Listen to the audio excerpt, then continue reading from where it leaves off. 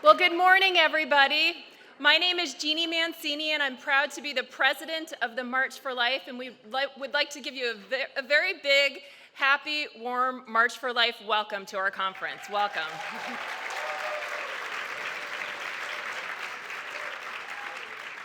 It's so fun to be here with you this morning and to know that we'll be marching together for the single most grave human rights abuse of today. So thank you so much for being here today for our conference. We are very, very excited about the opportunity for this conference today because the conference allows us to delve into the theme a little bit more than the rally does. The rally is so quick and people only have about 2 minutes to give their sound bites, which are of course very important, and we've got lots of great speakers tomorrow at the rally, but today our conference is where we can go deep on the theme.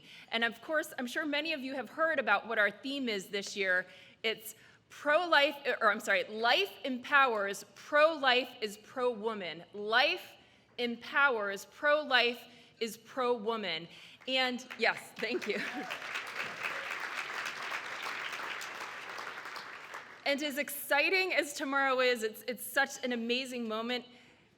In all honesty, this is my favorite part today because we get to go a little bit deeper, and we have got such a stellar lineup of people that are speaking to you this morning, so I hope you're as excited as I am. Of course, our theme was chosen this year for a few reasons. One is that this year, 2020, marks the centennial anniversary of the 19th Amendment, which is, of course, a woman's right to vote. And all of the early suffragists understood that to be pro-woman of course meant to be pro-life. They didn't see a woman's capacity for motherhood as being at odds with her inherent dignity as being a woman. So we're going to hear a little bit more about that this morning from all sorts of different experts in this. I really have to say how very delighted I am to introduce you to our keynote. We really hit it big by getting this keynote, and I genuinely mean that. So Erika Bachiochi is a fellow at the Ethics and Public Policy Center and a research fellow at the Abigail Adams Institute in Cambridge, Massachusetts. She is a legal scholar specializing in equal protection jurisprudence, and she was a visiting scholar at Harvard Law School in 2018 and a research scholar at the Terrence J. MurphyInstitute at the University of Thomas in 2016. Today, Erika is going to be speaking to us about authentic reproductive justice. And again, I can't tell you how grateful I was when she said yes, because Erika, to me, both embodies this in her living person and has lived just this beautiful testimony of what it means to be pro-life and pro-woman, but her way of articulating it is so deep and so beautiful, and so I know you guys are going to love hearing from her. So without further ado, Erika Bachiochi.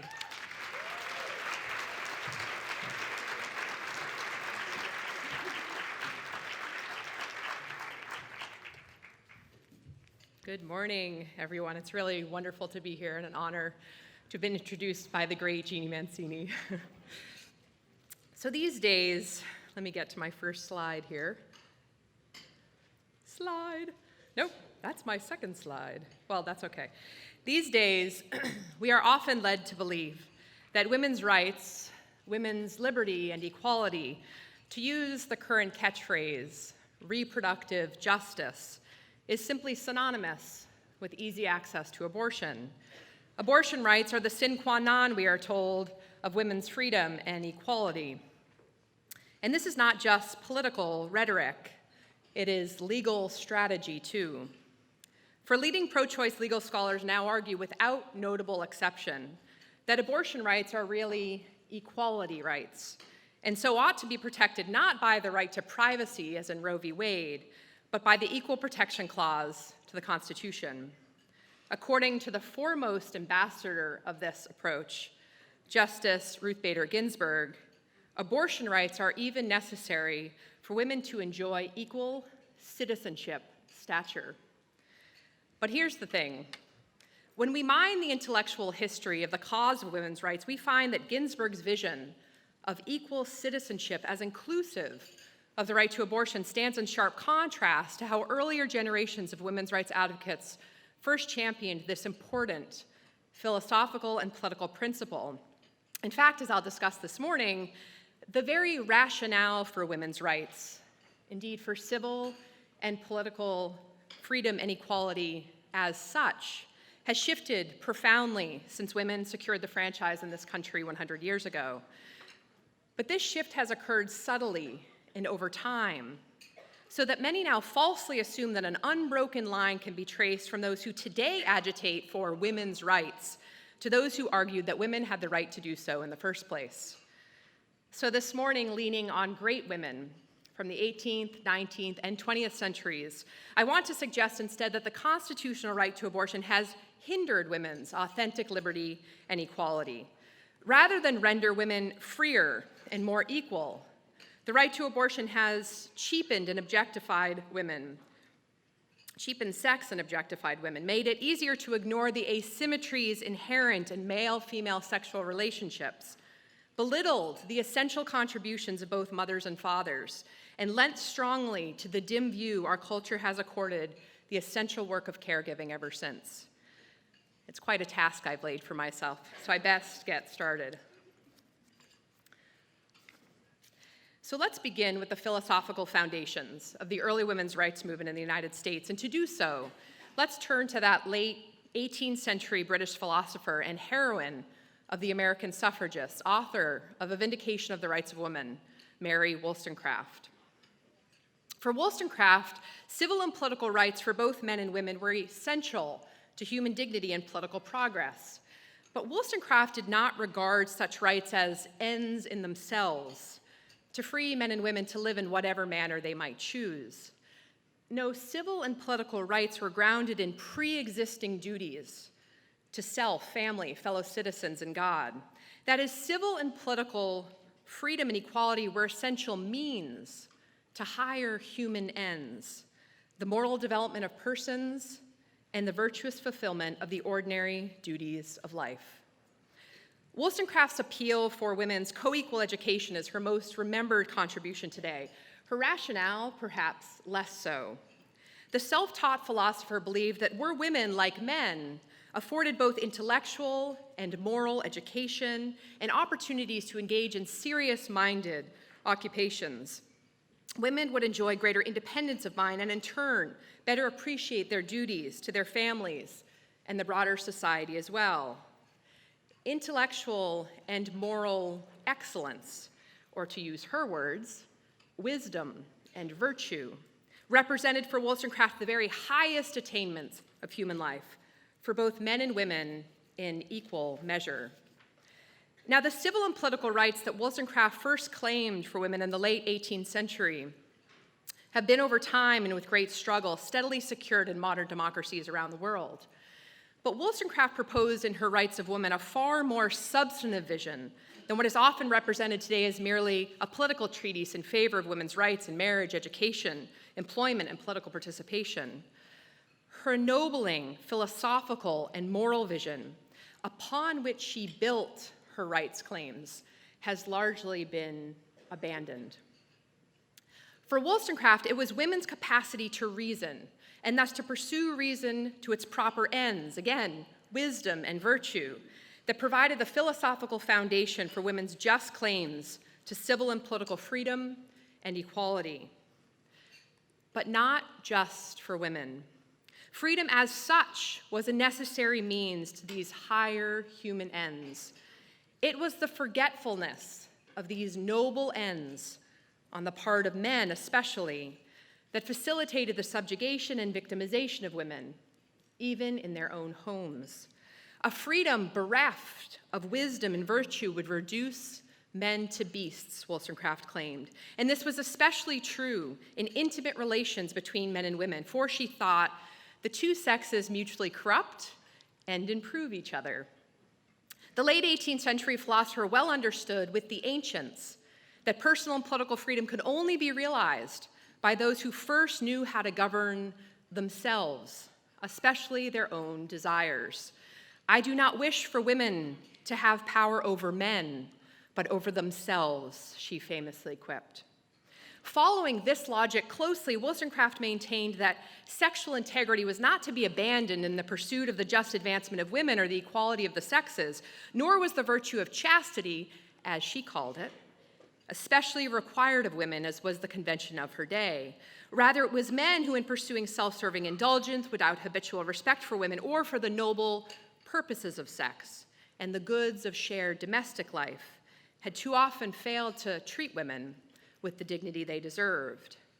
Women, for their part, had too often acquiesced, fashioning themselves, she complained, more pleasing to the eyes than strong in the mind. Indeed, alongside neglect for women's co-equal education, Wollstonecraft identified want of chastity in men as the single most consequential offense against women. Now, given the difficulty of achieving self-mastery and the high call of both mothers and fathers to impart it in their children while young, she believed the societal effects of this virtue in men in particular would be revolutionary. For as Wollstonecraft saw it, when men lacked chastity, women were put in especially precarious situations. Dominated by bodily lust rather than the virtuous master of it, a man's stronger physicality put the object of his desire directly in harm's way. And beyond the threat of physical harm, it was not him, but his victim, who might end up unwillingly pregnant as a result. She writes, "Sexual intemperance, so prevalent, depraves the appetite to such a degree that the parental design of nature is forgotten, and the mere person for that moment alone engrosses the thoughts." Wollstonecraft's most cogent moral aphorism rings especially true here. Cherish such a habitual respect for mankind as may prevent us from disgusting a fellow creature for the sake of a present indulgence. Now, Wollstonecraft well knew that how women in her time sometimes turned to abortion to escape desperate situations, but she also knew that to destroy the embryo in the womb, or cast it off when born, as she said, was not the answer. Indeed, Wollstonecraft blasts the idea that humanity had come so far from the barbarism of antiquity, at which time parents routinely abandoned to the elements their infants who were born but unwanted. She demanded that in such situations, the father maintain both mother and child so that he may not, quote, spurn the victims of his lawless appetites. An advocate of responsible fatherhood she was, of abortion she was not. And this, we ought to remember, was at a time when embryonic development was far less understood and pregnancy far more hazardous to women than in her own time. In fact, complications following childbirth would take Wollstonecraft's own life when after she bore her second child, Mary Shelley, at the age of 38. It's unfortunate that over the last 60 years, when feminists have rightly celebrated Wollstonecraft's pioneering views about women in education, marriage, and the professions, they have not taken her insights about sex seriously. With the sex crimes that continue to beset women in our own time, those who today wield far more societal influence than women in the late 18th century did, we best pay her some serious attention. She wished not for sexual repression, but for growth in self-mastery, an achievement that was born, she believed, of mutual regard in men for women and in women for men. The original vindicator of the rights of women thus proposed a radical vision of integrity for both sexes, with a view toward egalitarian relationships of reciprocity, trust, and collaboration. Her inspiring vision of civil and political freedom and equality for men and women was built upon the bedrock of such relationships, first forged, she believed, in the shared duties of care in the home. Thus it is that her still yet untried program poses an especially striking challenge to a modern-day women's movement shaped since the 1970s by a very different kind of sexual revolution. 50 years after Wollstonecraft wrote, the early American women's rights movement would take its inspiration in large measure from her provocative and ennobling vision. They too believed that efforts to grant women rights to co-equal education, entry into the professions, and in time, the franchise were essential to achieving true social and political equality between the sexes. But these women also understood, following Wollstonecraft, that it was in the sexual and marital relationship between men and women that authentic equality and harmonious companionship would ultimately be found or forsaken. For the 19th century women's rights advocates, as for Wollstonecraft before them, sexual integrity was the key precondition for authentic equality and collaboration between the sexes. At Seneca Falls in 1848, for instance, when the earliest women's rights advocates were demanding women's equal participation in all spheres of life, they sought also to call attention to the unjust sexual double standard that prevailed in their time. Among the many other resolutions of the historic Women's Rights Convention was this one, that the same amount of virtue, delicacy, and refinement of behavior that is required of woman be required of man. Notice that they sought not to reject the high standards to which women in society were called at that time, but rather demanded that men adhere to those standards as well. Votes for women, chastity for men was actually a suffragist slogan.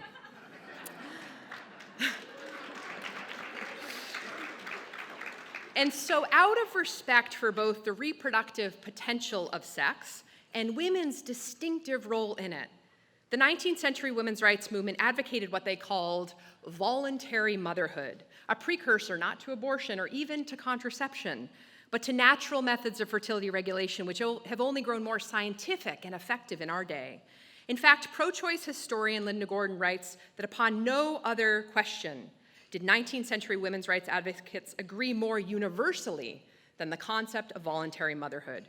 From suffragists to moral reformers to small free love groups, all embraced the view that when pregnancy was not desired, permanent or periodic abstinence by mutual decision by the couple or unilateral decision by the woman was the best means to both harmonize and equalize the asymmetrical sexual relationship between husband and wife and to instill moderating habits of self-mastery and intimate regard for the other. Men were to possess governance over their own desires and women sovereignty over their own bodies. The universal call for voluntary motherhood was also their response to the evil of abortion, an underground practice that was receiving greater scrutiny with the scientific advances in embryology. Condemned at that time across society, abortion and infanticide were referred to together as child murder in the pages of the women's rights newspaper, The Revolution. But unlike some leading male opponents of abortion, who at that time often blamed women for their fate, the women's rights advocates argued that women were often forced into the crime of abortion by the poor circumstances of their lives. Thus, like Wollstonecraft before them, 19th century women's rights advocates sought to call attention to the causes of abortion, laying the blame instead often at the feet of lustful men and women's unequal status in society. Indeed, among the most radical of the suffragists, Elizabeth Cady Stanton wrote in The Revolution that the degradation of women was causing some to, here quoting another newspaper, murder their children either before or after birth. The remedy to this and other abuses, Stanton argued, was the education and enfranchisement of women. Articulating cogently the underlying rationale for voluntary motherhood was the first woman to run for President of the United States in 1872 on the Equal Rights Party ticket. With her peers in the 19th century women's movement, Victoria Woodhull argued, among other rights, the right to be free of the common law sexual prerogative that husbands then enjoyed over their wives. Well understanding the asymmetrical consequences of sexual intercourse, Woodhull looked to a time when woman rises from sexual slavery to sexual freedom into the ownership and control of her sexual organs, and man is obliged to respect this freedom. Likewise, Cady Stanton would write similarly that the right to control one's body was a preeminent personal and political right, and she sought to convince other women to educate our daughters to regard their lives and bodies and the laws which govern them. But owning and controlling one's body did not extend for these 19th century women to doing what one willed with the body of another, one's unborn child growing within. Indeed, the leaders of the women's movement sought sovereignty over their own bodies and the knowledge of the laws that governed them, in part because they knew they had no legitimate authority to dispose of their unborn children's very lives.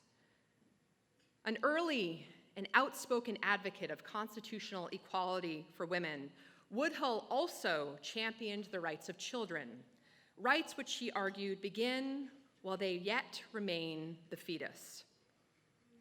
In 1870, she wrote, again, the first woman to run for president, "Many women who would be shocked at the very thought of killing their children after birth deliberately destroy them previously. If there's any difference in the actual crime, we should be glad to have those who practice the latter pointed out. The truth of the matter is that it is just as much a murder to destroy life in its embryonic condition as it is to destroy it after the fully developed form is attained, for it is the self-same life that is taken." Notably, these strong anti-abortion sentiments of the first woman to run for president coincided not only with the advances in embryology that had inspired the 19th century passage of state laws prohibiting most abortions at or near fertilization, in many cases the very laws that Roe v. Wade struck down. Woodhill's remarks also coincided with the ratification of the 14th Amendment to the Constitution in 1868, the one that prohibits the deprivation of every person's right to life and liberty without due process of law and ensures the equal protection of those laws. It is deeply ironic, then, that it is this same constitutional text that today's feminists insist protects the right to destroy that self-same life in its embryonic condition, or in these days, just up until birth and funded by our taxes, too. Now, to be sure, feminists today do appeal rhetorically to the 19th century women's rights advocates' core belief that, in Stanton's words, the right to control one's body was the preeminent personal and political right. But crucially, modern-day feminists who use this language to advocate for abortion rights have turned the revolutionary appeal for voluntary motherhood squarely on its head. For no longer does the right of voluntary or chosen motherhood mean affirmatively choosing when to engage in that act that might make one a mother. Now it means affirmatively choosing whether to end the life of one's nascent child developing within. The original principle sought to protect against this revolting fate. The 1970s transmutation seized right onto it. For Wollstonecraft, we should recall authentic rights were grounded in prior duties. It would be philosophically untenable to claim that a mother could enjoy a right to end the life of her own child. Rather, she enjoyed rights to better discharge her special duties of care she owed to that child. And such maternal duties for Wollstonecraft implied paternal duties too. Thus, Wollstonecraft's central belief that women's rights depended upon men taking up their responsibilities both to women and to the children under their mutual care. More still, if the mother or father lacked the capacity to care for their child for want of some right or privilege, the fault lay with the society in which they lived. Nearly a century after Wollstonecraft wrote her courageous treatise, writer and suffragist Maddie Brinkerhoff would articulate a similar sentiment in the Revolution in 1869, one that I'm sure many of you have heard before. When a man steals to satisfy hunger, whoops, excuse me. No, you're missing all the fun slides. Okay. When a man steals to satisfy hunger, we may safely conclude that something is wrong in society. So when a woman destroys the life of her unborn child, it is an evidence that by education or circumstances, she has been greatly wronged. After all, like Wollstonecraft, her 19th century successors were not oblivious to the fact that pregnancy was not always welcome in the life of a woman, even for those who practiced this scientifically rudimentary form of voluntary motherhood. Yet such trying circumstances did not transform an unwelcome pregnancy into one that was forced or compulsory, in the words of abortion advocates today. Forced motherhood in the 19th century view would have been the result of forced or unwanted sex, not the presence of the nascent child who was rightfully due care, whatever the circumstances of her conception. Rather, the fact that sexual intercourse has the potential to create a new, independent human being, a being who developed in the body of a woman, meant that women should enjoy the right to demand that men who wielded far more power over women, physically, culturally, and at that time legally too, govern their sexual appetites, so that the unique and at that time uniquely dangerous state of motherhood would be undertaken voluntarily. In the words of Woodhill's sister, Tennessee Claflin, who with Woodhull opened the first woman-run Wall Street brokerage firm, no woman should ever hold sexual relations with any man from the possible consequences of which she might desire to escape.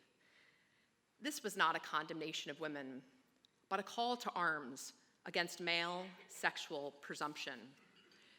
These earlier women's rights advocates thus understood a reality that goes unacknowledged by most feminists today, even after the harrowing stories of the Me Too movement. If powerful, sexually aggressive men already tend toward sexual presumption, that presumption grows stronger still when the costs of sex are greatly reduced by easy access to abortion.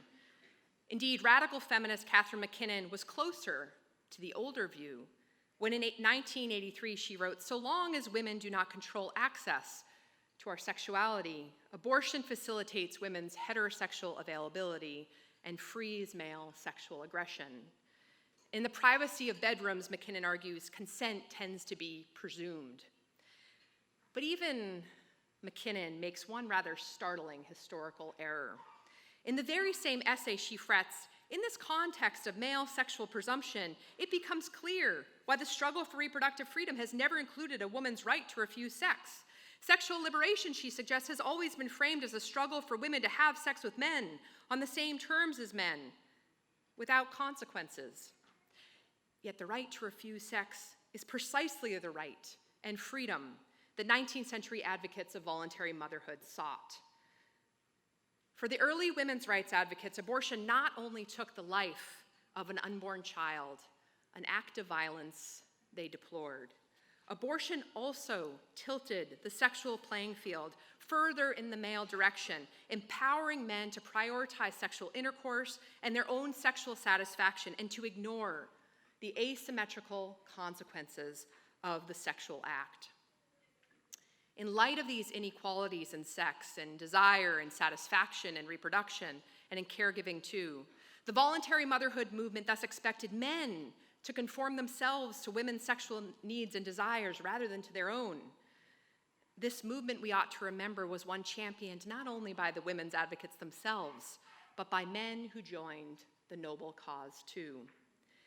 And yet their insights were abandoned the very next century, just at that point in history when women were gaining the kind of influence in both the private and public spheres that could have made the expectation of male sexual integrity culturally normative. That women a century later, who now wield the power of the vote and more rights and privileges still, would find it necessary to advocate for abortion reveals perhaps that the women's movement has not made the advances their predecessors thought they would. Or perhaps the women's movement made a wrong turn along the way. And so we come to the early 1970s. When women's rights advocates began to offer equality arguments now in favor of abortion rights, they also revealed just how much further the women's rights movement still had to go to gain cultural and legal respect for women's contributions, both in the home and in the workplace. These advocates properly called attention to the reproductive and social asymmetries between men and women, inequalities to which women's rights advocates had always sought to respond. But whereas prior generations regarded abortion as evidence that a woman had been greatly wronged by both a particular man and society at large, the 1970s feminists now regarded legal abortion as a means to right those wrongs. Consider, for instance, a 1969 case challenging New York State's then relatively restrictive abortion law. In the first of its kind legal brief, the attorneys argued that since the burdens of carrying and bearing children were borne exclusively by women, even though both men and women had, quote, equal responsibility for the act of sexual intercourse, legal abortion would be necessary to equalize the sexes. Since the brief states, quote, the man who shares responsibility for her pregnancy can and often just walk away. Legal equality demanded that women ought to enjoy that same freedom through abortion. As Harvard Law professor Lawrence Tribe would articulate the concept 2 decades later, while men retain the right to sexual and reproductive autonomy, restrictions on abortion deny that autonomy to women. But let's be very clear about this. It is not abortion restrictions that deny sexual and reproductive autonomy to women. The state of pregnancy itself exhibits the embodied reality that when pregnant, a woman is not physically autonomous. She is carrying a new, albeit dependent and vulnerable human being within her. Thus, unlike a man who has fathered a child, a pregnant woman cannot just walk away. To approach the desired autonomy of the child-abandoning man, a pregnant woman must engage in a life-destroying act. Sexual equality then, in this altogether new view, was found not by demanding that men be required to meet women at a high standard of mutual care and responsibility, as Wollstonecraft and the 19th century women's rights advocates had argued. Rather, as men had wielded the common law right of dominion over their wives, women would now seek a similar right to the ultimate sort of dominion over their unborn children. It was indeed a peculiar breed of women's rights advocacy that would seek to rely on the subordination of and violence against another class of human beings, vulnerable children no less, in its efforts to elevate women.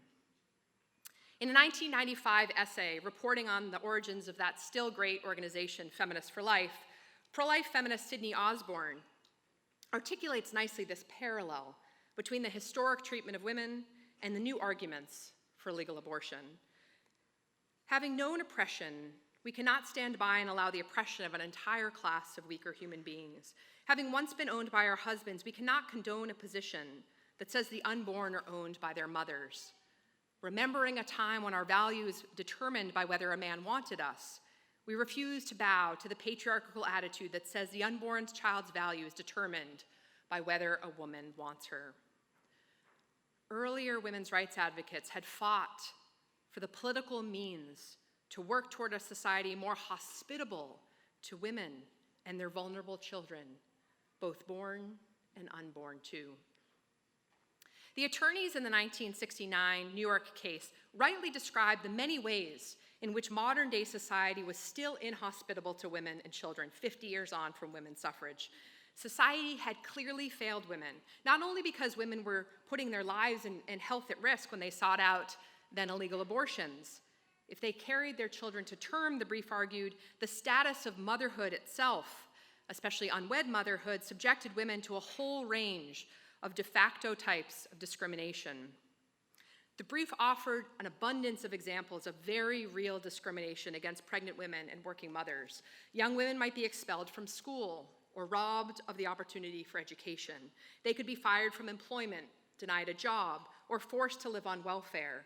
Women were also solely responsible for the child's expenses while in utero and for the next 18 years. And should that child become a juvenile delinquent, women were regarded as responsible for that too. In a word, children were still unjustly regarded as women's sole responsibility. And so, in a fateful leap in logic, the attorneys then claimed the child's very existence became her mother's choice. The historic brief concludes its section on equality with the following legal claim, one that has since become the single most popular legal argument for abortion rights, even though the 1979 decision in Roe rendered this particular case moot. As long as she is forced to bear such extraordinarily disproportionate share of the pains and burdens of childbearing, including, of course, pregnancy and childbirth, than to deprive her of the ultimate choice as to whether she will in fact bear those burdens, violates the most basic aspects of our American idea of fairness, guaranteed and enshrined in the 14th Amendment.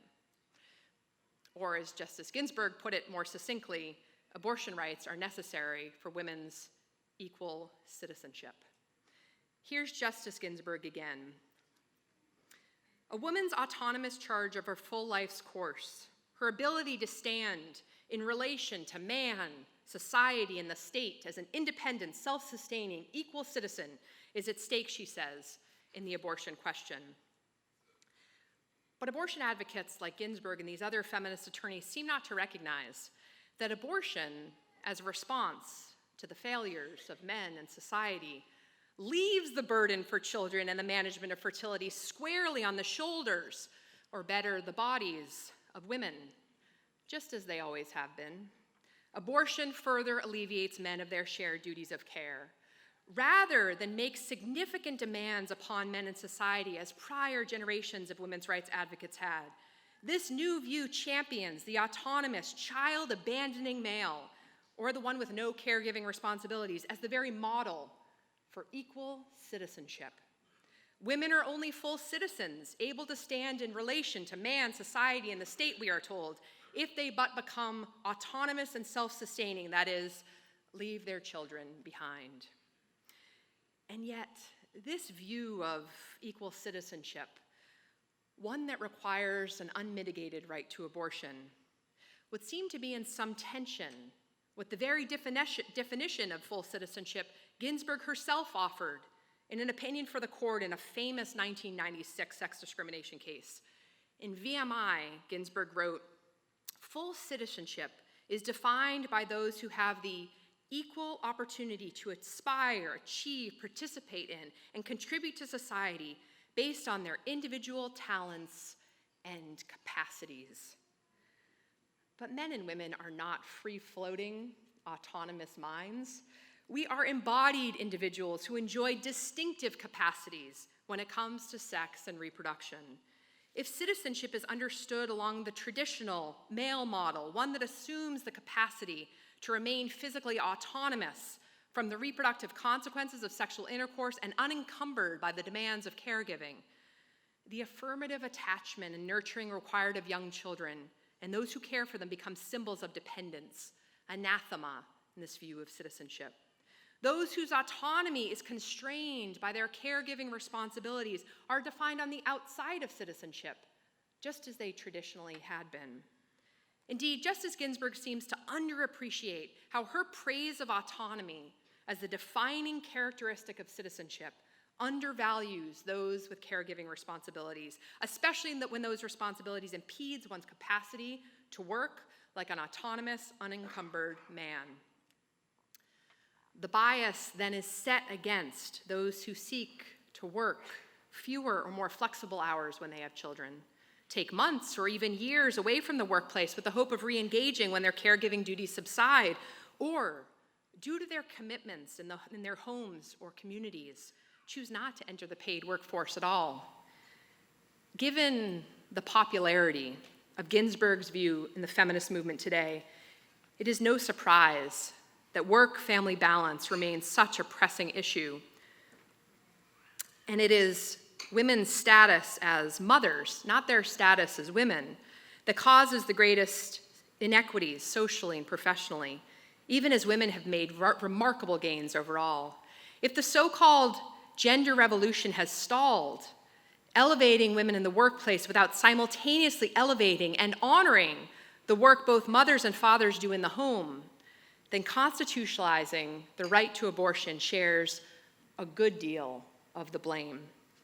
For without Roe v. Wade, but with Ginsburg's own commendable wins in sex discrimination cases in the 1970s and the pregnancy discrimination cases that followed, workplaces would have had to adjust much more quickly to encumbered women and duly encumbered men, and so to the demands of the child-rearing family more generally. But instead, relatively easy access to abortion in the US over the last several decades has made it unnecessary for businesses and other institutions to make room for this most essential cultural reality. Most working persons are, or ought to be, deeply encumbered by their prior obligations to their families and the dependent and vulnerable at large. So now, in the time I have left with you, I want to begin to propose a reproductive justice of a more authentic kind. For the question for a society that really cares about treating both men and women with justice and equal dignity and supporting and encouraging the good use of all their talents is how we respond personally and culturally to the fact of sexual asymmetry, the ever-apparent reproductive differences in the male and female bodies that are not going away. Of course, the most obvious and relevant asymmetrical difference is the extensive time and laborious exertion mothers undertake in pregnancy, and for those who pursue it, breastfeeding. This 9+ month embodied exertion is often rendered colloquially as a burden, or as comparatively akin in anti-discrimination law to male disability. And it is true for most women, pregnancy is accompanied by serious, sustained discomfort and fatigue, and for some, more serious conditions still. Yet the wondrous capacity to bear another human being in one's body and to suckle that child at one's breast too often goes unspoken today, as though to call attention to it would be to treat women as mere instruments, forgetting the subject who possesses this incredible privilege, or devaluing those who do not undertake it. Indeed, contrary to bygone notions of earlier times, women's reproductive capacity does not impose upon each woman a general duty to bear children, nor does bearing children mean that women are unable to do anything but, as though reproductive activities and intellectual and professional ones are mutually exclusive. This is the egregious mistake rightly corrected by anti-discrimination law today. Pregnant women or those who are otherwise caring for children must not be assumed to be less competent or committed to their professional work than their peers. But in shoring up respect for women as rational individuals and agents in their own lives, we best not make the contrary error. It's not sexist, or in legal parlance, sex stereotyping, to recognize the life-giving power women uniquely possess, nor to notice that sexual intercourse has the potential to transform intimate or casual sexual partners into a biological mother and father. Given the stubborn sexual asymmetries that persist despite decades of widely available contraception and abortion, it would be sexist were we not to take due notice.